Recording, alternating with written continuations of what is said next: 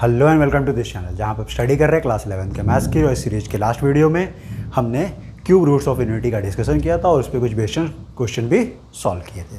Okay, तो इस तरीके से देखा जाए तो हमने ऑलमोस्ट कॉम्प्लेक्स नंबर का हर एक टॉपिक कवर कर लिया है। ओके, आज एक नई चीज़, इस कॉम्प्लेक्स नंबर पे एक नया और लास्ट कंसेप्ट हम पढ़ने जा रहे हैं जिसे हम बोलते हैं how to find the square root of a complex number.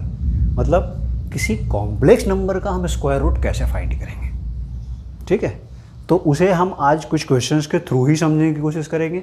तो उसके लिए कुछ एग्जांपल्स है हमारे पास, हम इन्हीं एग्जांपल्स को सॉल्व करेंगे। इन एग्जांपल को सॉल्व करके हम समझ लेंगे कि किस तरीके से हमारा किसी भी कॉम्प्लेक्स नंबर का स्क्वायर रूट हम फाइंड करते हैं। ठीक है, तो हर क्वेश्चन के लिए ऑलमोस्ट इसका वर्किंग प्रिंसिपल सेम ही रहता है, तो हमें उसमें ज़्यादा प्रॉब्लम नहीं होती और सेम लॉजिक को हम अप्लाई कर सकते हैं to find the nth root of any complex number. ठीक है, किसी कॉम्प्लेक्स नंबर का nth रूट फाइंड करने के लिए भी हम उसको यूज कर सकते हैं, लेकिन हमें उतने बड़े लेवल तक जाना नहीं पड़ता है, हमें स्क्वायर रूट तक की वैल्यू पता करनी होती है। ठीक है, तो क्या हमारा प्रोसीजर होना चाहिए, क्या हमारा वर्किंग रूल होना चाहिए। तो पहले देखते हैं कि हमें क्वेश्चन क्या पूछा गया है। हमें क्वेश्चन ये पूछा गया है कि सॉल्व दिस, मतलब पहला क्वेश्चन हमारा है कि solve under root of 5 + 12y, मतलब 5 + 12y का स्क्वायर रूट फाइंड करना है मुझे। सिमिलरली नेक्स्ट क्वेश्चन में हमें 5 - 12y दिया गया है, नेक्स्ट में 3 + 4i दिया हुआ है और नेक्स्ट में -3 + 4i दिया है। तो पहले हम इसको समझते हैं, फिर हम इस क्वेश्चन को सॉल्व कर लेंगे। तो जो यहाँ पे हम रूल अप्लाई करेंगे उसका यूटिलाइजेशन यहाँ पर होगा। ठीक है, अगर मैं इनमें से किसी एक क्वेश्चन को भी सॉल्व करके दिखा दूँ तो आप बाकी के 3 क्वेश्चन भी सॉल्व कर सकते हैं। ठीक है, तो मैं सिर्फ एक क्वेश्चन सॉल्व कर देता हूँ, दूसरे का हिंट दे देता हूँ, बाकी के 2 आपके बन जाएंगे, इस बात की गारंटी मेरी है। बस आपको एक ही काम करना है, वीडियो के साथ बने रहना है। ओके, तो स्टार्ट करते हैं क्या है हमारा, और उसके लिए हम वर्किंग प्रोसीजर बना लेते हैं। क्या है हमारा प्रोसीजर कि सपोज मान लो हमें ये एक नंबर दिया गया है और इसका मुझे स्क्वायर रूट फाइंड करना है। तो ये कॉम्प्लेक्स नंबर है और कॉम्प्लेक्स नंबर का स्क्वायर रूट हम कैसे फाइंड करें, तो उसका सिंपल सा एक प्रोसीजर है कि हम मान लेते हैं कि मान लो अल्फ़ा + i बीटा के फॉर्म में हमारा एक फंक्शन है। ये वर्किंग प्रोसीजर बता रहा हूँ, उसके बाद हम इसी को यूज करके अपने इक्वेशंस को सॉल्व करेंगे। ठीक है, तो मैं मान लेता हूँ कि under root alpha + i beta का स्क्वायर रूट भी एक कॉम्प्लेक्स नंबर आएगा। एक कॉम्प्लेक्स नंबर आएगा, उस कॉम्प्लेक्स नंबर की वैल्यू x + iy के फॉर्म में होगी। क्या होगी, तो उस कॉम्प्लेक्स नंबर की वैल्यू x + iy के फॉर्म में होनी चाहिए, क्योंकि ये कॉम्प्लेक्स नंबर का स्क्वायर रूट भी क्या होता है, कॉम्प्लेक्स नंबर ही होता है। ठीक है, इसका मतलब यहाँ पे अल्फा और बीटा मुझे गिवन है और x और y मुझे फाइंड करनी है। So what I can do, squaring both side. अगर मैं दोनों साइड स्क्वायर कर देता हूँ तो लेफ़्ट साइड हमारा अल्फ़ा + i बीटा हो जाएगा और राइट साइड हमारा x + iy का स्क्वायर हो जाएगा। ठीक है, अगर मैं इस पार्ट को सॉल्व करूं तो ये पार्ट हमारा हो जाता है x² + 2xy × i + i² × y²। i² की वैल्यू होती है -1, इसका मतलब x² और -y² ये मेरा रियल पार्ट हो जाएगा और ये मेरी इमेजिनरी पार्ट हो जाएगी। That means I can take x² - y² as a real part plus i × 2xy as imaginary part. ले सकता हूँ मैं ऐसा। अगर मैं ऐसा ले सकता हूँ तो अब मैं इसे अपने लेफ़्ट हैंड साइड से कंपेयर करूँगा और हमें पता है कि अगर लेफ़्ट साइड भी कॉम्प्लेक्स नंबर है, राइट साइड भी कॉम्प्लेक्स नंबर है, तो दोनों इक्वल तभी होते हैं जब हमारा रियल पार्ट के इक्वल हो और इमेजिनरी पार्ट के इक्वल हो। सो बेसिकली यहाँ से हमें कंक्लूजन मिलता है कि x² - y² is equal to alpha होगी और 2xy is equal to beta होगी। और यही हमारे लिए मेन इक्वेशन है। बस हमें करना क्या है, तो अल्फ़ा बीटा हमारे लिए नोन है, एक्स वाई हमारे लिए अननोन है। 2 इक्वेशन 2 अननोन्स हम सॉल्व कर सकते हैं, हमारा रिजल्ट आ जाएगा। ठीक है, तो ये हमारे लिए मेन प्रोसीजर था। तो ये वाली स्टेप हमारे क्वेश्चन में करते हैं बराबर। तो ये हमें याद रखना है कि ये हमारा मेन वर्किंग प्रोसीजर हो गया। अब मैं जब इन क्वेश्चंस को सॉल्व करूँगा तो बिल्कुल इसी लॉजिक को अप्लाई करूँगा।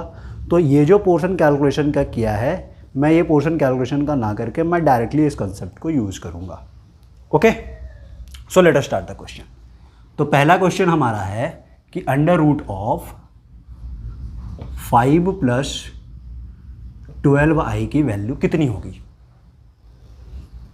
ठीक है, क्या करें हम इसे, तो अंडर रूट ऑफ 5 + 12i को अगर हम यहाँ से कंपेयर करें तो हमें पता है this value is equal to x + iy ही आनी चाहिए हमारी। क्या आनी चाहिए, x + iy होनी चाहिए, क्योंकि किसी भी कॉम्प्लेक्स नंबर का स्क्वायर रूट भी कॉम्प्लेक्स नंबर होता है, जो हमने यहाँ पे देखा है। ओके, फिर हम इसे स्क्वायर करेंगे, स्क्वायर करने के बाद ऐसे टर्म सेपरेट हो जाएगी, और सेपरेट करने के बाद फिर हम उसे कंपेयर करेंगे, तो इनडायरेक्टली चीज़ें तो यही आने वाली है। इसका मतलब again I can write x² - y² is equal to alpha, और alpha is nothing but the real part. So directly on the basis of this I can write x² - y² is equal to 5, पहला equation, और 2xy is equal to beta, इसका मतलब 2xy is equal to 12। ये हमारे पास दो equation आ गई है। अब हमें इन दो इक्वेशंस को सॉल्व करना है और हमारा आंसर आ जाएगा। तो क्या मैं इस इक्वेशन से ये बोल सकता हूँ कि 2 से ये 2 कैंसिल हो गया तो xy इज इक्वल टू 6 आ जाएगा, and I can take y is equal to 6/x। मैं क्या कर सकता हूँ, y को 6/x ले सकता हूँ। ठीक है, यहाँ तक की बातें क्लियर है। Okay, now next part. तो अब नेक्स्ट पार्ट में हम क्या करते हैं, y की ये जो वैल्यू है ये पहले वाली इक्वेशन में पुटअप कर देते हैं। ये हमारे पास दो इक्वेशन बनी, इक्वेशन नंबर 1, इक्वेशन नंबर 2। हम पहले इक्वेशन से दूसरे इक्वेशन से y की वैल्यू पहले इक्वेशन में पुटअप करते हैं। तो हमें क्या मिलता है, this x² as it is minus y को 6/x से रिप्लेस करेंगे तो ये 36/x² हो जाएगा, and that is equal to 5। Okay, now अगर मैं इस इक्वेशन को रीअरेंज करूँ तो ये x⁴ - 36 is equal to 5x² आ जाएगा। That means this is x⁴ - 5x² - 36 is equal to 0 हो जाएगा। ठीक है, यहाँ तक की बात हमको क्लियर है, कोई प्रॉब्लम नहीं।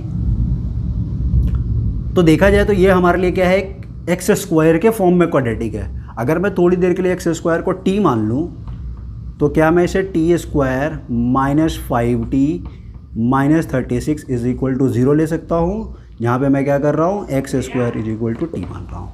नाउ तो अब मैं अगर इस पार्ट को देखूँ तो I can split this as t - 9 and t + 4 is equal to 0।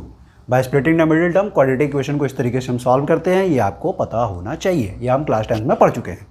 Okay, now तो t की वैल्यू क्या है, बेसिकली x²। इसका मतलब इनडायरेक्टली मैं ऐसा बोल सकता हूँ कि x² - 9 into x² + 4 is equal to 0 होगी। Now the very important thing कि यहाँ पे x और y जो है वो हमेशा हमारा रियल नंबर होगा। यहाँ पे x और y हमारे इमेजिनरी नहीं होंगे। हम कॉम्प्लेक्स नंबर x + iy के फॉर्म में लेते हैं, जहाँ पे x और y हमारा क्या होता है, एक रियल नंबर होता है।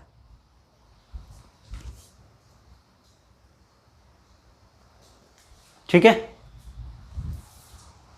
एक रियल नंबर होता है। ओके, देन तो हम यहाँ पे क्या कर सकते हैं कि x² + 4 की वैल्यू कभी 0 हो ही नहीं सकती, क्योंकि x² इज इक्वल टू -4 तो कभी आएगा नहीं। सो ये वाला ऑप्शन मेरा डिस्कार्ड हो गया। तो हमें सिर्फ एक ही ऑप्शन मिलता है कि x² - 9 इज इक्वल टू 0 होगा, और यहाँ से हमें x की वैल्यू +-3 मिलेगी।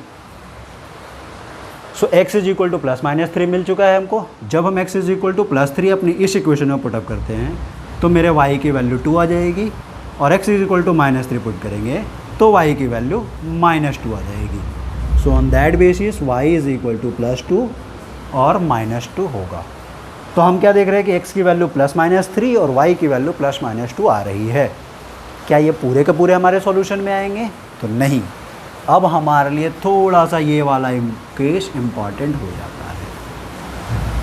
क्या कि अगर हम इस टर्म को देखें तो मेरे x और y का प्रोडक्ट हमेशा कैसा आना चाहिए, एक पॉजिटिव वैल्यू आनी चाहिए। इसका मतलब either both x and y are positive और नेगेटिव, या तो दोनों पॉजिटिव हो सकते हैं या तो नेगेटिव हो सकते हैं। इसका मतलब है कि 3 और 2 ले सकता हूँ या -3 और -2 ले सकता हूँ। So my answer for this is √5 + 12y is equal to, या तो हमारा आंसर 3 + 2i आएगा या तो हमारा आंसर -3 - 2i आएगा, और हमारे पास कोई ऑप्शन नहीं है।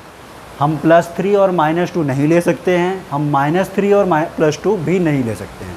क्यों? क्योंकि जब हम ऐसा करेंगे तो एक पॉजिटिव एक नेगेटिव है, और x × y की वैल्यू नेगेटिव आ जाएगी, और x × y नेगेटिव होने का मतलब ये वाली टर्म नेगेटिव होनी चाहिए, जो कि पॉसिबल नहीं है। ठीक है, तो ये हमारे पॉसिबल सॉल्यूशंस थे। इन्हीं में से कोई भी पेयर हम बना सकते हैं, x और y का कोई भी हम पेयर बना सकते हैं, लेकिन वही पेयर हम कंसिडर करेंगे जो इस इक्वेशन को सेटिस्फाई करेगा। बराबर है। देखते हैं इसका दूसरा ऑप्शन क्या है। तो मुझे दूसरा पार्ट ये पूछा गया है, तो मेरा दूसरा पार्ट है वो -5 - 12y है। जब हम इस पार्ट को सॉल्व करते हैं, ये हमारा फर्स्ट पार्ट का सॉल्यूशन आया। अब मैं सेकंड पार्ट, डायरेक्ट इसी सॉल्यूशन से मैं सेकंड पार्ट पे कैसे आता हूँ। तो मेरे सॉल्यूशन में यहाँ पे वैल्यू -12 आ जाएगी, तो y की वैल्यू -6/x हो जाएगी। ओके, y की वैल्यू -6/x हो जाने की वजह से, y की वैल्यू -6/x हो जाने की वजह से ऐसा नहीं है कि हमारे y² में कोई चेंज होगा जब हम यहाँ पे पुटअप करेंगे। मतलब जब हम इसको पूरा सॉल्व करेंगे तो ये x = +-3 जो हमको मिल रहा है वो तभी भी मिलेगा। क्या? ये पूरा का पूरा सॉल्यूशन वैसा ही चलता आएगा। ये वाला पार्ट मेरा माइनस में आ जाना चाहिए, क्योंकि अब देखो यहाँ पे -12 आ रहा, मतलब बीटा का कंपोनेंट हमारा क्या होगा, -12 होगा। अगर -12 है तो ये वाली टर्म क्या बोलनी चाहिए, मेरी माइनस में आनी चाहिए। बराबर है। माइनस में आने का मतलब x × y की वैल्यू नेगेटिव, और x × y की वैल्यू नेगेटिव होने का मतलब आइदर x और y दोनों में से कोई एक पॉजिटिव और एक नेगेटिव ऐसा ही हो सकता है। दोनों पॉजिटिव या दोनों नेगेटिव नहीं हो सकते हैं। Okay, so on that basis मेरा पूरा का पूरा रीजन जो है सॉल्यूशन का वो तो यही रहेगा, but my answer in this case is either 3 - 2i और -3 + 2i। इसीलिए मैंने इसी का दूसरा रेफरेंस लिया हुआ। 5 + 12y होगा तो आंसर कैसे लेंगे, और 5 - 12y होगा तो आंसर कैसे लेंगे। तो किस पर डिपेंड कर रहा है ये हमारे, ये जो इक्वेशन हमारी आती है इस इक्वेशन को सेटिस्फाई करना चाहिए। अगर वो इस इक्वेशन को सेटिस्फाई कर रहा है तभी हम सॉल्यूशन ले पाते हैं, अगर नहीं तो वो पेयर हमारे सॉल्यूशन में नहीं आएगा। क्यों?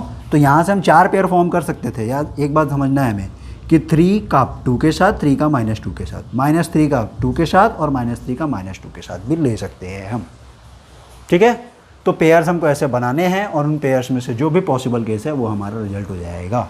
सो ये भी हमारे रिजल्ट में हो सकता है और ये भी हमारे रिजल्ट में हो सकता है। अगर पहले क्वेश्चन की बात करो तो ऐसा, और दूसरे क्वेश्चन की बात करो तो ऐसा होगा। सेम लॉजिक, सेम फंडा, सेम क्वेश्चन। 3 + 4i और -3 + 4i है। तो अब तुम हमारे इक्वेशन में यहाँ पे एक बार 3 और एक बार 4 आ जाएगी वैल्यू।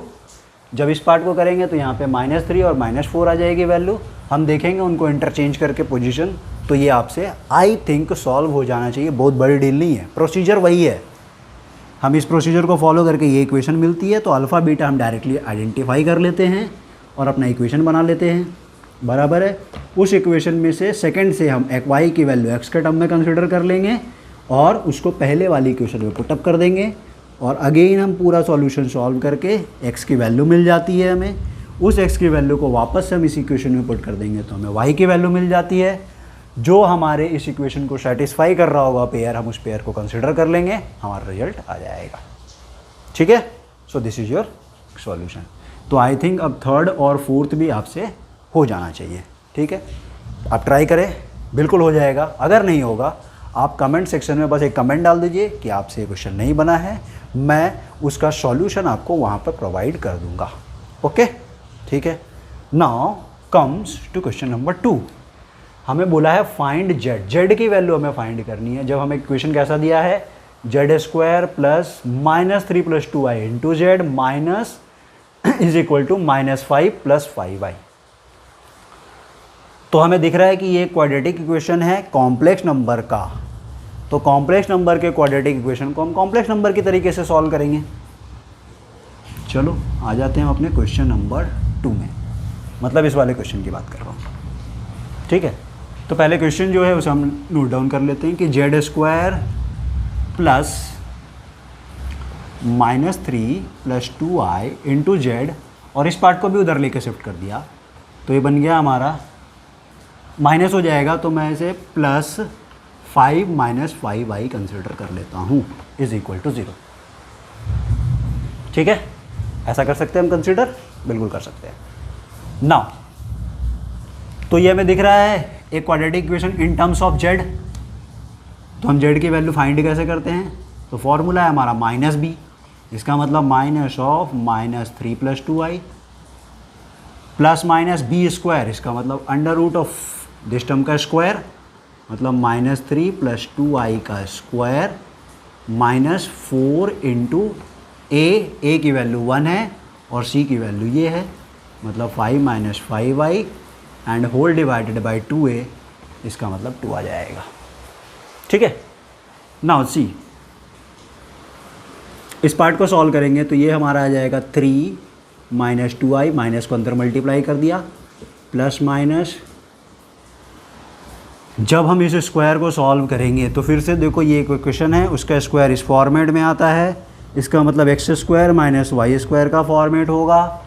सो 3 का स्क्वायर इज़ 9, 2 का स्क्वायर इज़ 4, इसका मतलब एक टर्म तो 5 आ जाएगी। ठीक है, प्लस i इंटू 2xy, तो प्लस i इंटू 2xy मतलब 2 into 2 into 3, so 2 into 2 4 into 3 is -12, तो यहाँ पे मैं लिख लेता हूँ -12। ठीक है, ये हमारा इस पार्ट का सॉल्यूशन आया। 4 से जब हम इसे मल्टीप्लाई करेंगे तो ये बन जाएगा हमारा -20 आई, एक मिनट इसे नीचे ही लिख देता हूँ, +20 आई एंड होल डिवाइडेड बाई 2 हो जाएगा। ठीक है, यहाँ पे 4 से मल्टीप्लाई कर दिया। Now this becomes 3 - 2i plus minus √। जब हम इस पार्ट को सॉल्व करेंगे तो 5 - 20 बिकम्स -15 एंड -12 + 20 हो जाएगा, तो दैट बिकम्स 8i। तो हमारे स्क्वायर रूट की टर्म ऐसी आ गई है अपॉन 2। तो अब इस क्वेश्चन को सॉल्व करने के लिए हम क्या देख रहे हैं कि फिर से हमें एक कॉम्प्लेक्स नंबर का रूट फाइंड करना पड़ेगा, मतलब फिर से हमारी ये प्रोसीजर काम आ जाएगी। So for this part -15 + 8i के लिए हम कंसिडर कर सकते हैं कि मेरे x² - y² की वैल्यू -15 आनी चाहिए और 2xy की वैल्यू 8 आनी चाहिए। बराबर है, इस कंडीशन को हम यूटिलाइज कर लेते हैं यहाँ पे। अगर हम इस कंडीशन को यूटिलाइज करते हैं तो यहाँ से हमें क्या दिखता है कि y की वैल्यू आ जाएगी 4/x। y की वैल्यू क्या आ जाएगी 4/x।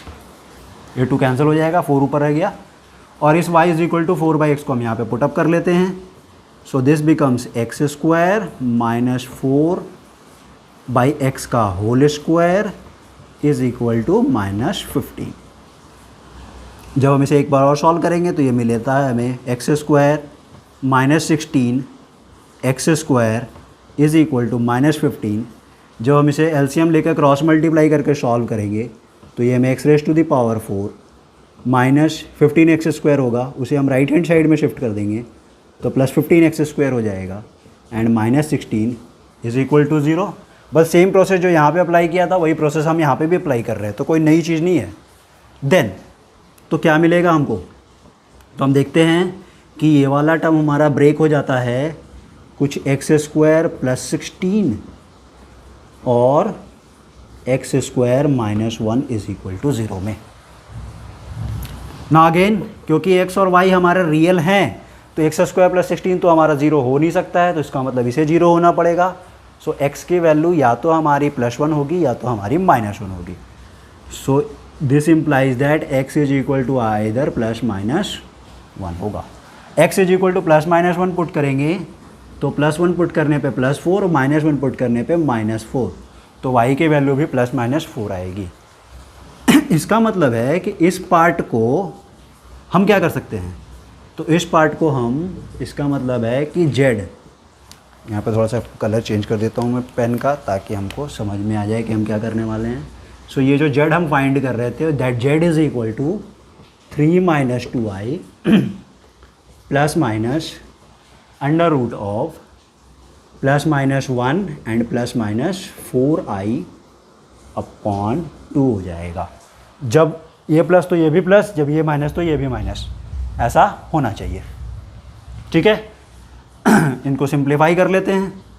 तो जब हम इसको सिंप्लीफाई करेंगे तो हमारा यहाँ से आंसर आ जाएगा। तो होपफुली कि अब आप इसे भी सिंप्लीफाई कर सकते हैं। एक बार हम इसे ऐसा ले लेते हैं और एक बार हम यहाँ पे माइनस लेकर भी काम चला सकते हैं। तो यहाँ पे इसलिए हमने प्लस और माइनस आई लिया हुआ है। बाहर भी प्लस माइनस आई है हमारे पास, तो हम उसको यूटिलाइज करेंगे, हमारा रिजल्ट आ जाएगा।